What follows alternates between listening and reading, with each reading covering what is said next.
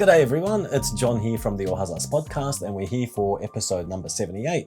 And I'm still playing around with this new camera setup and tweaking things all the time, so hopefully it's working okay. And I apologize if I still seem a bit awkward on the camera. I'm still kind of getting used to this whole thing. And I'd like to maybe do this a bit more often. I've been thinking about things today, and when I first started podcasting, I was doing it about once a week or so, and then I went through this phase about 3 months in where I was doing it every day, and that's where it actually started becoming really comfortable. So I'm thinking maybe I should apply the same principle, the same logic to my camera shyness or camera awkwardness. And I think if I do it every day or every 2 days for a little bit, I might actually be a lot more comfortable on this thing. So anyway, we'll see how we go. Firstly, I'd like to share a really nice magazine that I stumbled upon probably about a year or two ago, maybe a year ago, and it's called Outdoor Japan Traveler. I don't know if that is in focus. It's called the Outdoor Japan Traveler, and it's a fantastic magazine. And I was about to say it's a fantastic little magazine, but it's not little. This is about 40 pages worth of really cool information. It's got plenty of articles in here, and I mean, I'll put a link down there in the description so you can actually flick through it yourself. There are online versions available for free, and this magazine is actually a free magazine, and I think it comes out a couple of times a year, 2 or 3 times a year, maybe 4 times. This issue that I'm holding in my hand is the summer-autumn 2024 issue, issue number 90. And I actually went online yesterday to have a look at where you can get this magazine because, like I said, I just stumbled upon it. It was placed in front of this bar that I go to sometimes in downtown Nagoya called The Rock, and they usually just have them laid out there at the entrance, at the door. So that's how I ended up finding out about this magazine. But I had a look online on their website, and their website is actually here somewhere, but it's outdoorjapan.com. So if you go to their website, you'll actually see there's a link where it says, where you can find this magazine. I'll actually put a picture of that website and all that stuff here just so you can see it. And it's got a big list of where you can find this magazine, and it's pretty awesome. You can actually find it in a lot of places. And I didn't know until yesterday that you can actually find all of the issues on a website called Issue, funnily enough. It's spelled ISSW. It's a magazine website. If you haven't heard of it already, it's where a lot of magazines upload their websites, and you can actually look at this magazine for free. So you can look at all the back issues and that sort of stuff. And in the current magazine, they've actually got a lot of articles on Okinawa. So if you're interested in Okinawa, this is the issue for you. It's also got a bit of info in there on craft beers and that kind of thing. There's a few ads in there for craft beer and a couple of locations if you're into craft beer, like I know a lot of us are. And it's just a fantastic, it's got information in here which isn't found in your regular sort of tour guides and websites and that sort of stuff. So it's a very handy thing, and I thought I'd share that with you on Ohazas because we're all about sharing useful hints and information. So anyway, while I'm on the topic of useful hints and information, I forgot to mention to our new viewers that every episode we do a word of the day at the end of the episode, and when that happens, I basically choose a word that has come up or is related to one of the topics that we've spoken about during the episode. So make sure you hang around till the end of this segment so you can catch that as well. Okay, so next up, I just wanted to congratulate Tony. He can be found on X at the Vega Tony, VEGA, the Vega Tony, and he actually just finished a massive walk of a few hundred kilometers. I think it was from Hiroshima to Kansai. I could be wrong with the last detail. I'm pretty sure he started in Hiroshima though. And I was looking at a couple of his posts on his profile. It's just incredible, amazing journey. He's traveled around 900 kilometers over the last 2 years. So over last year and this year, he's traveled over 900 kilometers on foot. And so that's an amazing, amazing achievement. And I just wanted to congratulate Tony on that. And yeah, it's just, make sure you check it out. Make sure you check out his journey. You can see it on his feed on X. Next up, just a couple of interesting things. Purchases. Sometimes I like to talk about shopping and, you know, my retail therapy adventures on this show. And last week I was in Yodobashi Camera with my daughter, and we were looking around in the stationery section. Regular viewers will know that I love my stationery. And so we were walking, and so does my daughter, by the way. So we were walking around in the stationery section of Yodobashi Camera in downtown Nagoya, and something sort of, you know, caught my eye. There was this section that had these label machines. And label machines are something that I've never personally bought, you know, the electronic sort of, the ones with little keyboards on them, onboard keyboards, and they're standalone devices. You don't need to hook them up to a computer. You just literally type in what you want, you press a button, and out it comes. If I find a photo, I'll put one over here. If you're on YouTube or watching the video of this podcast episode, you'll see it over here. And so these things have been around for a number of years. And like I said, I've never owned one or never bought one, but there was something on the side with only a couple of models there. And I was like, no way, it can't be. And if you know what these are, I'll put a picture here of the one I got. It's called a Dymo Embossing Label Maker. And these things have been around forever. And when I was a kid, Dad used to have a couple in the shop, and I used to play with it all the time. I used to just make labels for everything. And the way it works is you just turn the dial, you choose the letter, you squeeze the handle, and it embosses that letter into the, I think it's a vinyl tape that's inside. It's quite a thick vinyl tape. And I remember how thick and painful that tape is. If you try to remove that with your fingernail, if you have the misfortune of that thing getting under your fingernail, it can be excruciatingly painful. So just be careful with that. That's something I learned as a kid. And I almost did it again the other day. So just be careful with removing those labels if you ever have to do that. But I couldn't believe my eyes when I saw this thing. It was amazing. And it only cost, I think it was about 2,800 yen. Don't quote me on that. It was roughly, I remember it was under 3,000 yen. And it comes with a roll of tape. And geez, someone's flooring it out there. That sounded like a, I don't know, some kind of Italian sports car. But so it comes with a little roll of tape. I think they're about 3 meters long. And you can buy, obviously you can buy refill tapes in a variety of colors. Red, navy, black, I think are the main ones. And you can probably find others if you search for them. But they're the three main colors that you can get for the Dymo Label Maker. So I decided to get a red roll as well.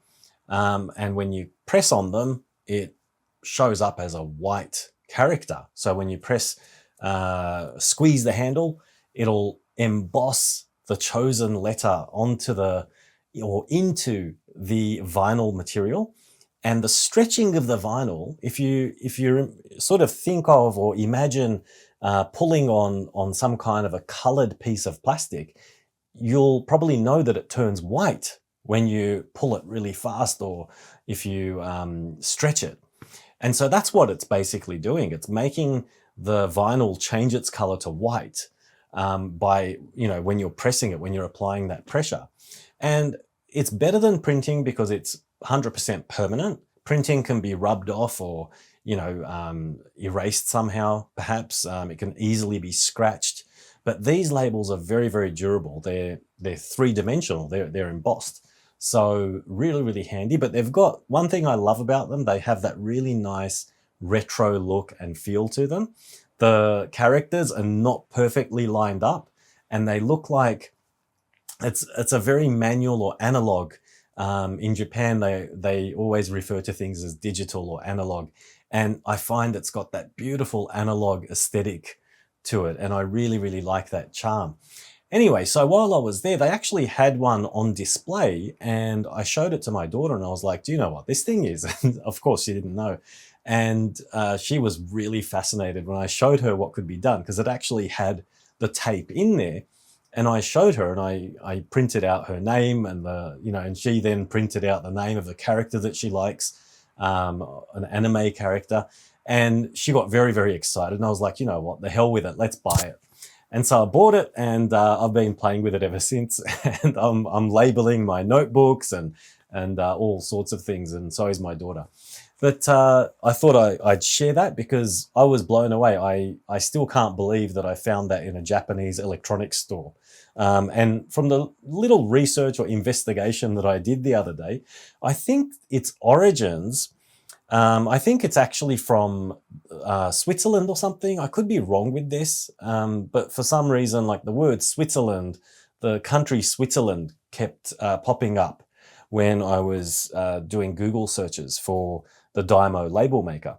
So I'm not sure originally where it's from. If you know, please let me know. I'd be interested to know about the origins of the Dymo label maker, because lots of good memories with that thing. And let's see. So while I was at Yodobashi, I also found, and I should probably bring that, actually, no, you know what, I won't bring it over. I can't be bothered. I'll put a picture here. I'll find the picture online and I'll put a picture here. It's the DJI OSMO Mobile 6. It's a bit of a mouthful, but this thing is a stabilizer for your phone. So you can actually walk around and, you know, effortlessly and safely hold your phone for long periods of time. And it's so stable. I was really surprised. And this is something that had crossed my mind over the last year or two, but I always thought they might be a bit of a gimmick. But I was in the store, and, you know, being in Yodobashi, you can actually try these things out. And so I was playing around with it, and I was just like, no way, this is like too good to be true. Because back in the old days, around, when was that? Maybe about 2017 or 2016, I used to do something called Periscope. And Periscope got bought out by Twitter, and now Twitter's known as X. So it's a bit complicated now, but basically Periscope was this live broadcasting platform, and it's still around. The concept and I believe the back end is still there, because when you actually do live streaming on X now, which I've been playing with actually, I was playing with that earlier this evening, and when you have a look at that and the servers for the feed, it's actually still listed as Periscope. So the servers are still there. The server names are still there, but it's now owned by X. But anyway, so I used to do a lot of live streaming with my mobile phone, and big shout out to Maido over there in Niigata. We used to do a lot of streaming, and we even met up a couple of times in Tokyo, and we streamed. I think our record stream was about 4 hours. I think I could be wrong, but it was about 4 or 5 hours long. And I was basically using external batteries and all that kind of stuff. And I remember the stream going on and on for 4 or 5 hours. And we actually just kept the phone on. We ended up going drinking, eating pizza, yeah, all kinds of things. We were walking around somewhere in Tokyo. I don't even remember where it was. But that was lots of fun. So we used to do that a lot. And for whatever reason, just kind of stopped doing it. And I think work happened, and, you know, all these things sort of built up, and, you know, things change in life and things happen. So kind of stopped doing that for a while. And when I saw that stabilizer, that gimbal, I was like, you know what, maybe I should get back into it. So was it last week? Yeah, it was last week, I think, or a few days ago. I went to a beautiful place, a shopping arcade called Endoji Shotengai in Nagoya. And it's in the historic area of Nagoya. And that area was actually called Nagono, not Nagano, but Nagono. And that's actually the original name of Nagoya. And that's still there. That place, there's an area called Nagono. And it's absolutely beautiful. If you ever want to see, you know, old school retro Showa Nagoya, if you ever visit Nagoya, because as we all know, everyone kind of flies by Nagoya and on their way to Tokyo or Osaka. But if you ever have the opportunity to stop by Nagoya, and I actually recommend it, a lot of people are very pleasantly surprised when they stop over in Nagoya. Nagoya is an interesting place. It's simply a matter of knowing what to do and where to go and what to expect. That right there is, I think, the key to a lot of people's disappointment. People expect something different because it's a major city. People expect it to be like the other major cities, and it's not. It's totally not. So yeah, but anyway, Nagoya is a very, very interesting place. And if you know where to go and what to see, it can be a very unique experience in itself. But if you ever come here, go to this place called Endoji. It's just like going back in time into the 60s or something, you know, and it's a mix of, you've got shrines in there, you've got shops that have closed down, you've got displays that have been there for decades and just left as is. There's restaurants, there's bars, and if you walk around, you can actually see a lot of old houses as well. And along the other side, I can't remember the name. If I remember the name, I'll put it here on the video. But there's a fantastic place that makes sake. There's a sake brewery, and they actually have a fantastic menu as well. It's actually, I went there once a couple of years ago when they first opened up, and I got invited to this event where they were sort of introducing it to the locals, and they had something, they had some miso infused cheese, and it was, when I heard about it, because they served it, and I was like, what's that? And it was a little cheese platter. And they said, this one here is miso cheese, and it's one of our specialties. And when I first heard it, I was like, miso cheese? That's a bit odd. Tasted it, and it was absolutely fantastic, and it went really well with the sake as well. So there are all these interesting historic places around the area. And of course, you've got Nagoya Castle, which isn't too far away. But anyway, I'm going way off topic. I used my new DJI OSMO Mobile 6 gimbal thing to do my first sort of public live broadcast in a long time. And I had Richard, who's someone who's watched a lot of my old streams back when I used to do Periscope, and Maido also got to join, and I got great feedback on the stability of the phone. And so I was really happy and really excited about that. So I'm going to be doing that a lot more.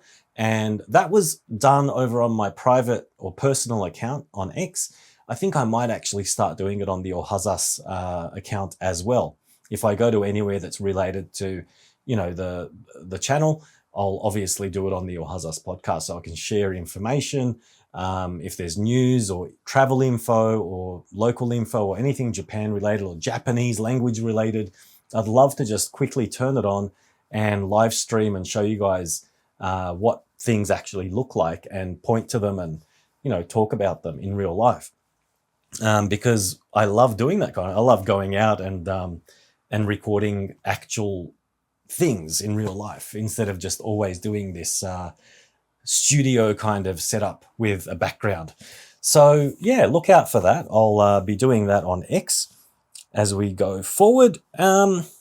Next up, oh yes, while I was in Yodobashi, I saw something interesting. These guys, JR station named Lens Cleaning Cloths. I thought they would make a fantastic souvenir item. Mentioned souvenirs, when was that? A few months ago on the Ohazas channel. I put out a question to everyone on X and got some really good answers actually. Kitchen knives, towels, all sorts of things. You know, compact, lightweight, affordable gifts or souvenirs that you can buy in Japan.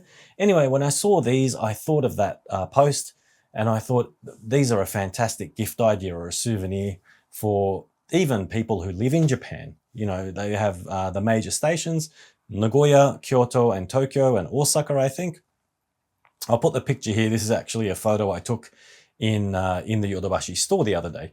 And they're only about 600 yen each. So I think they're a very affordable souvenir. And I think people who appreciate trains and like the JR train system or the network, I think they might appreciate them. So I thought I'd share that here as well.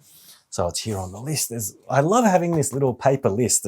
It beats just keeping things on the computer. I always do transfer this stuff over to the computer later on so I can index it and then search for stuff if I need to find things. But having it on paper, there's something different about it. It's just you can hold it in your hand and you can just look at it, you know. But yeah, anyway, so next up here, I have A couple of places that I visited with my new camera here that I'm recording this episode with. And this is something I might actually start doing. I might start going to places around the city or around Japan and record and give a little tour, like a 2-3 minute tour, and upload it to YouTube or on X. So if you're a regular on X or on YouTube, you'll see that I've been uploading these videos since about a week or two ago. So far I've visited the Aichi prefectural buildings. What was the other one? The other day was Flarie, which is a fantastic, beautiful garden oasis right in the middle of the city.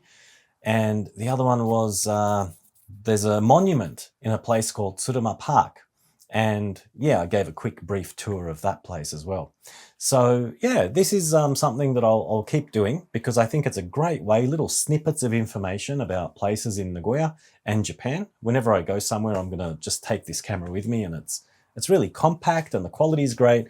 So I'm gonna be doing that more often, I think. So keep an eye out for those as well. Oh yeah, and Suzuki Shrine. That was the last one that I went to. I went there yesterday or the day before. I think it was the day before yesterday.